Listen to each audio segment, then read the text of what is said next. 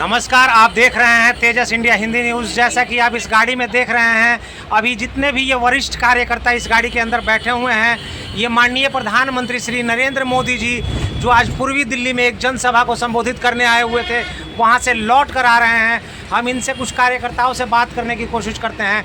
नमस्कार सर, क्या नाम है आपका? मेरा नाम पंडित रविशंकर है और मैं राष्ट्रीय सह संयोजक रह चुका हूँ और अभी साउथ गणेश नगर में काम देख रहा हूँ भाजपा का। सर, क्या लगता है आज एक तरफ जहां माननीय प्रधानमंत्री श्री नरेंद्र मोदी जी का चेहरा है, वहीं देश की सारी राजनीतिक पार्टियां इंडिया गठबंधन बना के खड़ी हैं, जो कल तक एक दूसरे के कट्टर विरोधी हुआ करते थे। क्या लगता है लोकसभा चुनाव 2024 में भारतीय जनता पार्टी के ऊपर कुछ असर डाल पाएंगी?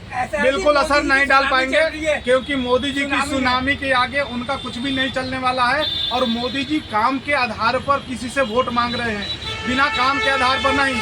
इंडी गठबंधन वालों को तो पता ही नहीं है कि उन्हें करना क्या है। ना तो उनकी नीयत साफ है, ना नीति साफ है, और ना ही कोई व्यवस्था है, ना कोई नेता है। ऐसे कंडीशन में वो तो 150 सीट भी नहीं ले पाएंगे। और मोदी जी 400 के पार तो 100% जाएंगे और उसमें कोई किंतु परंतु नहीं है। उन्होंने 125 दिन का रोड मैप तैयार कर रखा है, जिसमें 25 दिन युवाओं के लिए भी एडिशनली उन्होंने जोड़ रखा है कि मैं उनके लिए क्या काम करूंगा। और मोदी जी को आने से कोई नहीं रोक सकता। सिर्फ विकास और देश को तरक्की और उन्नति ही उनका मेन उद्देश्य है। हम सब जो है आम जनता की तरह से जुड़ करके भारतीय जनता पार्टी को बहुत आगे लेकर के जाने वाले हैं और मोदी जी अभी नहीं रुकने वाले हैं। 2029 में भी प्रधानमंत्री बने है। आपको जिस तरीके से आज इस महारैली के अंदर जो जन सैलाब उमड़ा हुआ था, जो भीड़ देखने को मिली, क्या लगता है कि इस बार 2014 और उसके बाद के सालों को दोहराएगी बीजेपी? बिल्कुल। अभी ये 400 पार जाएंगे, ये हम तो पूरी उम्मीद है। और मैं सेक्टर प्रमुख हूँ और पूरा तहे दिल से काम कर रहा हूँ। सभी लोग अब भाजपा के लिए काम कर रहे हैं।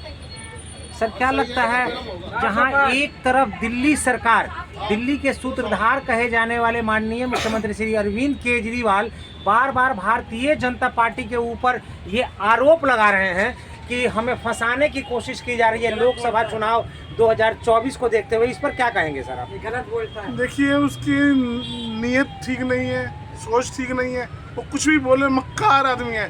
पॉलिटिक्स में आए हो आप, पॉलिटिक्स करो, लेकिन उसका पॉलिटिक्स का पी नहीं पता, लेकिन मक्कारी का एम पता, जो कि उल्टा सीधा एक समान होता है। और मक्कार है, काम चोर है मुख्यमंत्री।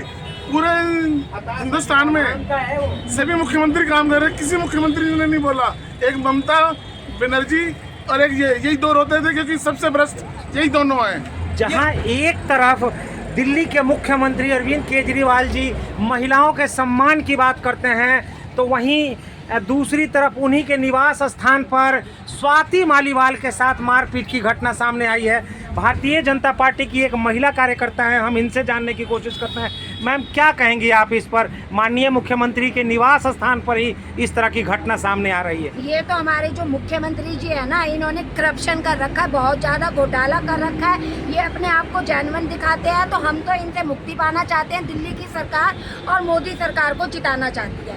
वो चाहती है कि यहाँ पर हर कोई दिल्ली की सरकार, जिसमें कि 33% महिलाओं का योगदान है, और हम चाहते हैं कि ये 50% पहुँचे और महिलाओं के योगदान से हम बीजेपी की सरकार को अपनी कमल के फूल को खिलाना चाहेंगे और अपनी बेटियों को, अपनी बहनों को उजागर करना चाहेंगे, ताकि हमारी बहन बेटियों के साथ किसी के साथ कभी कोई गलत भाव ना हो सके।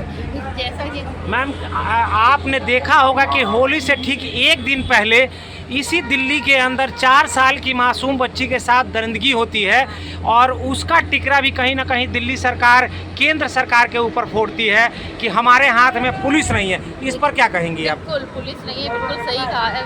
देखिए, एक बात बताइए, उस बच्ची के साथ जो भी हुआ, उसके अलावा आप ये देखिए जो भी अभी केजरीवाल जी के यहाँ पर जो हुआ है, अभी जो स्वाति जी के साथ हुआ, कि ऐसे ही ये तो एक छोटी एक दो न्यूज़ है जो हमारे सामने आती हैं, लेकिन बहुत ज़्यादा होता है। हम दिल्ली में हैं और यहाँ पर तो आप ये देखिए कि कितनी लेडीज़ें हैं, कहाँ क्या सहन करती हैं और क्या नहीं होता, लेकिन कुछ भी पुलिस नहीं करती है।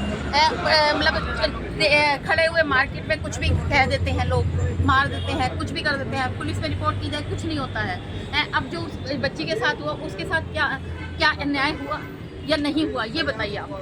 चलिए ठीक है मैम। न्याय हुआ या अन्याय तो हुआ? देखा है आपने तेजस इंडिया हिंदी न्यूज़ के कैमरे पर, ये भारतीय जनता पार्टी के कुछ वरिष्ठ कार्यकर्ता थे जो माननीय प्रधानमंत्री श्री नरेंद्र मोदी जी के जनसभा को देखने के बाद लौटे हैं। जैसा कि आप मेरे सामने देख रहे हैं, ये लोग बैठे हुए हैं। इनका कहना है कि इस बार भी मोदी जी 2014 और 2019 को दोहराते हुए 400 पार करेंगे।